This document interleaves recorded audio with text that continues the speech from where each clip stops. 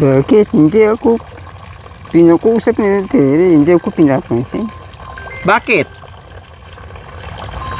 Hindi siya nakikipag-usap sa'yo? Hindi siya kinakausap? Hindi ka pinapansin ganyan? Kaya hindi nausap, kaya lang hindi ako nausap. Hindi ka kinakausap? Kaya marami dito. Bakit? Marami dito na alam. Oh, Cantonese girl. mag-uusap kayo Oo. Mag-uusap kayo, Nanay Terry. Nagtanong siya mga kabayan, bakit hindi daw siya kinakausap ni Nanay Terry at bakit hindi siya pinapansin. Kasi nakikita naman natin si Nanay Terry mga kabayan, 'di ba? Mula noon, nagkita sila, hindi naman talaga na nag-uusap sila, no? Kumbaga, napaka-casual lang po mga kabayan. O halimbawa, kapag merong tanong lang si nanay, very ano po yun, napaka-madalang po mga kabayan na nagtatanong sa kanya si nanay Terry, no? At minsan ay pag merong ibibigay na pagkain o kape ay binibigyan niya. Pero ito nakikipag-usap, 'di ba? Nakikipag-usap. Tapos kapag merong kape po mga kabayan, binibigyan niya si Nanay Terry, or kapag merong pagkain diyan na nakahain, tinatawag niya, kain, sinisenya siya na kain. Yung baga, kahit papaano, ay hindi mas lang magkadikit mga kabayan, nandoon pa rin yung dating pagiging asawa, no? Ni Tatay Romy, ni Nanay Terry. Pero si Nanay Terry po mga kabayan, kaya natanong siguro ni Tatay Romy, no? Na itanong niya ngayon kung bakit hindi siya pinapansin, kung bakit hindi siya kinakausap, no? Dahil alam naman din natin, nakikita naman natin sa video mga kabayan na ilang si Nanay Terry kay Tatay Romy. Hindi ko nga alam din po mga kabayan kung bakit eh.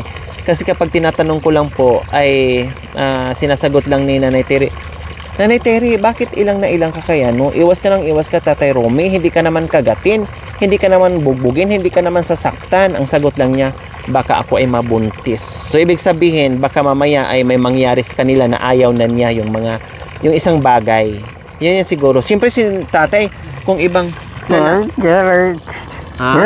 hindi sila hindi dito nausap na yun dito. Marami sila na alam dito. Pamang sumuko lang dito. Humahaba. Mabait Nanay Terry. Basta usap lang kayo. Mapait na talaga sa katabi namin dito. Kaya humahaba na lahat ng mga bayan. Huwag mo na isipin. Huwag mo na isipin yun. Okay na. Ha? Huwag mo na isipin. Okay na yun. Ha? Oh. So, yun lang naman ang tanong niya mga kabayan. Kaya nga sabi ko, kahit tayo ay napapansin natin na may allergy si Nanay Terry dito kay Tatay Romy. Kaya natanong niya ngayon, bakit hindi ako pinapansin? Siguro natanong niya mga kabayan kasi nung hinaharaan na siya, di ba? Grabe, todo effort ni Tatay Romy, todo bihis, ang gwapo niya, akala mo hapon siya mga kabayan. Kahit yung gitara niya na nagkanda, lasug-lasug na, nagkanda, hindi na alam kung may tono ba o wala mga kabayan. Diyos ko, hala, sige pa rin, kusko sa gitara mga kabayan, effort pa rin para lang talaga na masuyo, manumbalik yung kanilang closeness, manumbalik yung kanilang sigla sa pagiging mag-asawa po mga kabayan. Pero after nung nangyari po mga kabayan, wala na rin, no? Nagtatawanan, nagkukulitan lang, pero after wala na rin po mga kabayan, no? Wala na rin. Kaya sabi ko, paano kaya, anong gagawin natin? Pero hindi ako magsasawa mga kabayan gagawa ng paraan sa abot ng aking makakaya, no? Yung ginagawa kong para mga kabayan na kahit hindi nga sila magbalikan or magtabi, basta mag-uusap lang sila. Yun lang naman ang namin, na meron silang pag-uusap sa loob ng bahay mga kabayan na, oh, kumusta, anong natin gagawin natin, anong itanim natin, kumusta ka dito, yung ganyan ba, yung buhay-buhay. Kahit hindi na sila mag-uusap sa ibang bagay, no? Basta yung pag-uusap na normal na lang na pag-uusap para sa buhay-buhay nila mga kabayan, ay yun na lang sana, no? Yun na lang sana. Kaya ikaw, huwag ka rin magsawa na suyuin o kausapin Nanay Terry. Ha? Oh. Mamaya kausapin mo ni. Tabi kayo. O baka mamaya ganun-ganun ka na. Ganun-ganun ka lang. Usap lang, usap. Hindi ka pinapansin? Hindi daw ako pinapansin. Bakit? Bakit hindi ka pinapansin daw? Ewan ko. Hindi mo alam? Bakit hindi ka kinakausap? Kaya hindi ako kinausap dito. Marami sila na Marami sila nag-uusap? Kaya ikaw hindi na kinakausap. Pinapansin mo siya. Ikaw, pinapansin mo siya. Tapos ikaw, hindi? O bakit? Hindi ka pinapansin. Bakit? Hindi daw ako pinapansin. Hindi ko sila alam dito. Hindi mo alam? Hindi ko sila alam dito sa problema nila. Hindi niya alam kung anong problema ni Nanay Terry po mga kabayan. Bakit hindi siya pinapansin? Hindi niya alam. Kasi minsan Kaya lang hindi na pinapansin. Hindi ko alam dito sa problema nila. Hindi mo alam ang problema nila. Kaya pati ikaw hindi ka pinapansin. Wala naman na problema. Okay na. Ikaw, hindi ko. Kaya lang hindi ko alam. Yung kamay lang dito, ganun ang dito. Napasok doon sa bayan. Sabi niya, ikaw ang kumausap. Parang ganun. Parang ikaw ang kumausap. Parang ganun ang sinasabi ni Tatay Rome. So, Ayan, matawa kayo, pamangkin ko, matawa yun, kwentinsin niya. Dagsa ka sa gabi, hindi kayo nagtatabi. Bakit? Ayaw mo? Bakit ayaw mo magtabi kayong dalawa?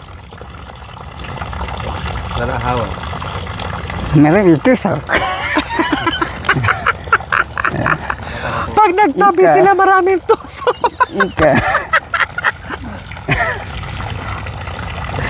Pag nagtabi, maraming tusok. Uy, ika.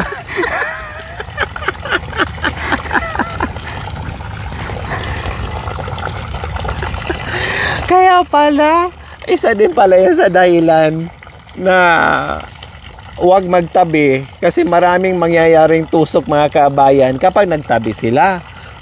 Ha, mayroong ganon? Oo, syempre, natural lang yun, normal lang yun. Mag-asawa naman kayo. Kaya lang hindi ko alam. Marami ito. Okay lang naman yun magtusok-tusok kasi mag-asawa naman kayo. Hindi ko kaproblema. Huwag mo hanapin dito. Hindi ko naman alam yung problema niya. Ikaw ang nakapagtusok. Ako daw ang mga kabayan, para ako ang nakakaalam sa problema ni Nanay Terry. Parang yun ang ibig niyang sabihin, no? Kaya pala hindi siya tatabi kasi baka mamaya pag nagtusok-tusok, maraming makatusok, no? Maraming tutusok, maraming tusok na mangyari, no? Baka mamaya pag Kinmasok ko doon sa loob niya. magka-problema. Yun ang iniiwasan niya. Kinmasok ko doon sa loob niya. Di naman ako sa loob niya. Wala sa loob. Pagkadawin niya. Kumbaga pag halimbawa nandoon si Nanay Terry sa loob, pag pinasok mo na hindi naman alam daw, baka mamaya magkaroon ng problema. Kaya hindi naman accident. Kaya ikaw nagtusok. Baka magalit or ano. Ayaw ng problema kumbaga. Tabi na lang, wala na yung tusok. Wala nang tusok. Tabi na lang, tabi. Ano bang problema ni Nanay Terry? Yung pisabihan ko. Yung pisabihan ko. Yun ang problema. Hindi mo alam. Hindi ko alam. Napasok siya dito sa loob na dito. Marami na lang ito dito. Hindi ko alam. Hindi niya alam ang problema ni Nanay Terry. Ngayon kung papasok sa bahay, baka matusok, yun ang problema daw. Wag, mapahamak. Mapahamak? Oo. Ay, pala mapahamak ka. Ayaw mo pala mapahamak eh. Ayaw mo pala mapahamak tapos magtatabi sila. Dito muna. Magkwentuhan muna tayo. Ibig mga kabayan, no? Binaliktad tuloy ako. Ayaw mo pala mapahamak ako eh. Tapos gusto mo magtabi kami. Bawal. Kaya para walang pahamak. Para hindi mapahamak. Bakit nawalis isa? Ay, Diyos ko. Pero, okay lang yung ganyan. No problem Ikaw naman. pala, nagsama ba eh? Marami nakatulog na. Ginawa ko na sa loob. Hindi na, wala ka mag-ano na tao. Bigsak ka sa loob eh. Wala. Sabi ko, kahit hindi kayo magtabi, okay lang yan. Basta mag-uusap kayong dalawa, ha? Mag-usap kayong dalawa tungkol sa buhay-buhay lang. Ha? Oo. Tapos yung pagtatanim, ganyan, yung pagdadamo, usap lang buhay-buhay. O, yun na lang para kahit papaano mayroon kayong sigla na kahit papaano ay mag-uusap kayong dalawa. Na hindi yung magkasama nga kayo sa bahay, nandiyan nga yung dalawang anak nyo, magkakasama nga kayo, pero kayong mag-asawa, hindi naman nag-uusap. Siyempre makikita ng mga anak nyo, masasaktan sila, sasakit ang puso. Bakit si nanay sa si tatay hindi nag-uusap? Pati yung mga anak apektado dahil sa nakikita nila sa inyo na kahit nagkakasalubungan, no, hindi pa rin nag-uusap, hindi nagingitian, hindi nagkakumustahan, iisa ang bahay, iisa ang bubong. O, pati yung mga anak, siyempre, malungkot ang puso nila kasi nakikita nila ang mama at papa nila na hindi nag-uusap. Kaya, mag-uusap para yung mga anak masaya, para masigla ulit yung dating pamilya na puro kadiliman ang pagsubok, na kahit ngayon, umpisahan na natin na magiging maliwanag unti-unti hanggat magiging okay na ang lahat.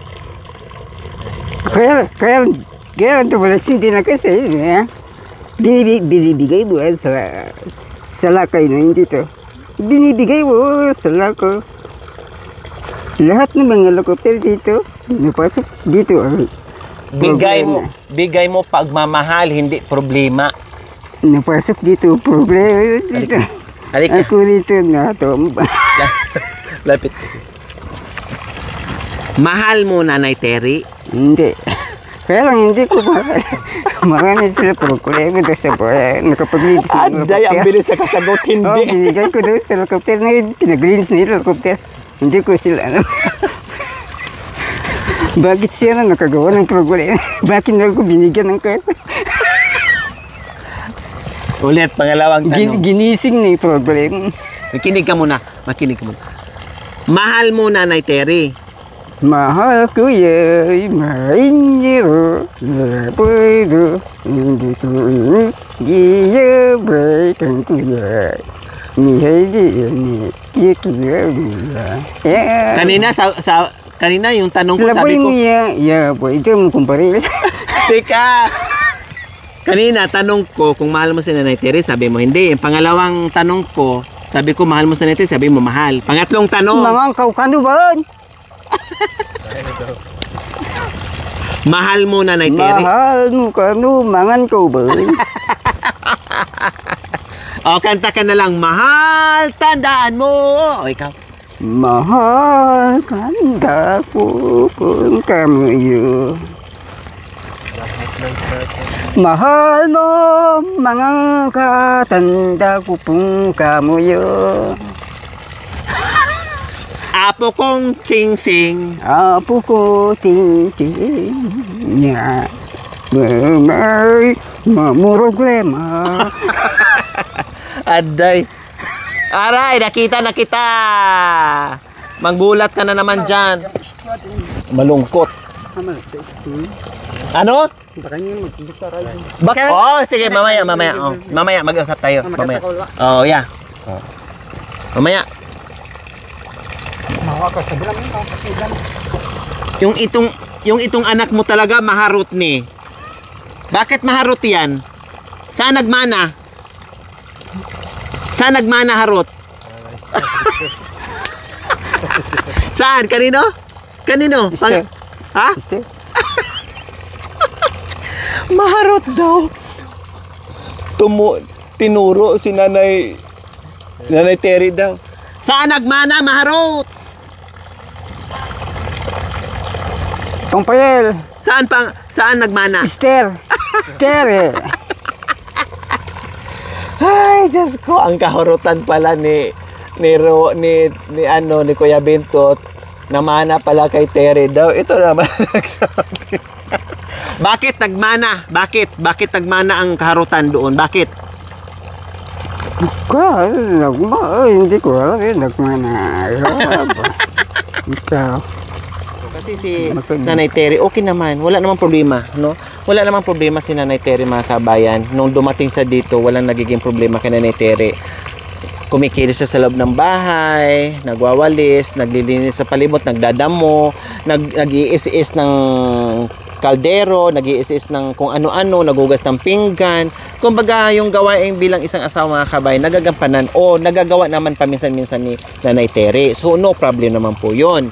No, kailang si Tatay Romy, itong mga huli, mga kabayan, doon ko napansin. Ilang araw ko po yan, no? Sabi ko, nung una, okay, baka kailangan lang ni Tatay Romy kasi nagdamo kami, baka kailangan lang niya magpahinga diyan. And then sumunod araw, ganoon na naman. And then hangga't sunod-sunod na, sabi ko, parang iba na ata. No, iba na ata. Kailangan ko makausap si Tatay Romy, mga kabayan. O buti na lang kinausap ko, lumabas sa bibig ni Tatay Romy yung mga katanungan.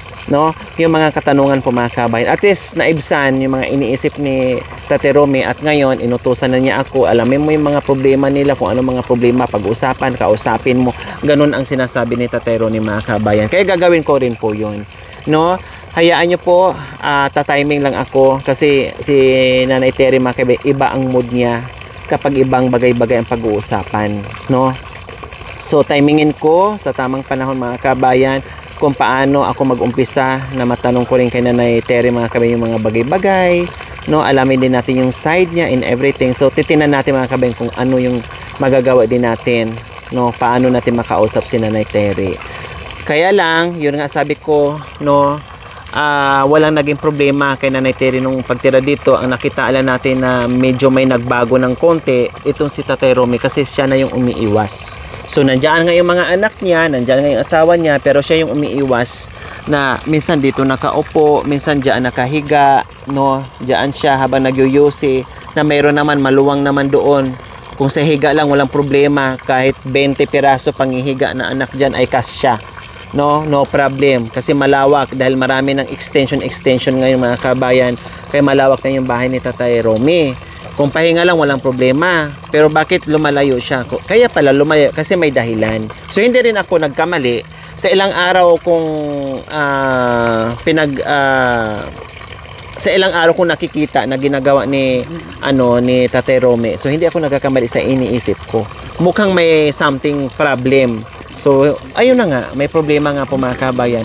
Pero, tuloy pa rin ang buhay, no? Tuloy pa rin ang pag-asa natin na balang araw, yung mga sinasabi ni Tatay na maraming problema si Nanay Terry, kausapin ko and everything, sana maayos pa din, no?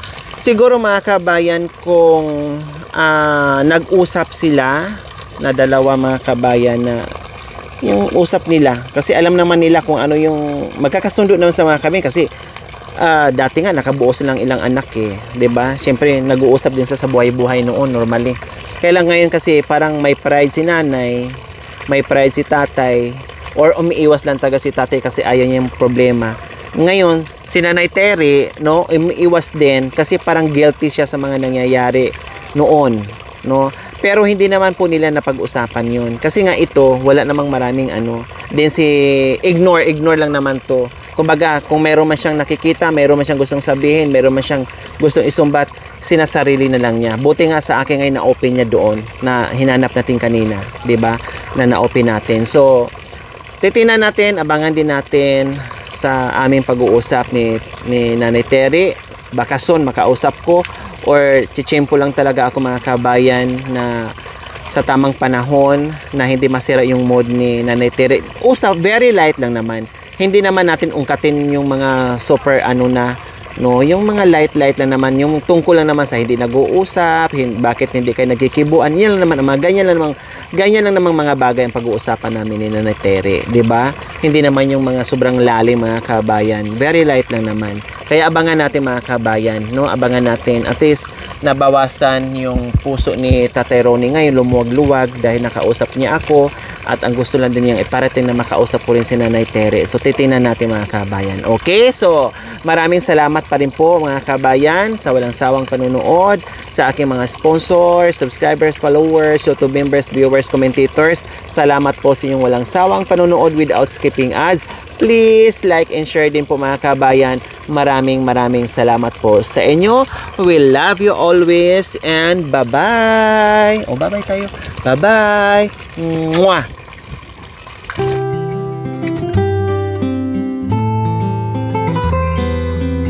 Thank you for watching. Don't forget to like, share, and subscribe.